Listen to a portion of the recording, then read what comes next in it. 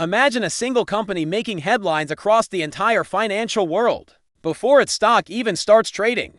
That's the level of excitement surrounding SpaceX's public debut. Institutional investors, retail traders, and market watchers are all paying attention. Everyone wants to know if this could become one of the biggest IPOs in history. For years, SpaceX has pushed the boundaries of space technology. Now, investors see a chance to participate in the company's next chapter. An initial public offering, or IPO, is when a private company begins selling shares to the public. From that moment, anyone with access to the market may be able to become a shareholder. The company is targeting a massive valuation that would place it among the world's most valuable businesses. Expectations are incredibly high, and so are the risks. With shares expected to launch at a premium price, investors have to decide whether they're buying today's business or tomorrow's potential. One of the biggest talking points is the opportunity for everyday investors. Instead of being limited to large financial institutions, more individuals may get a chance to participate. Most IPOs reserve only a small portion of shares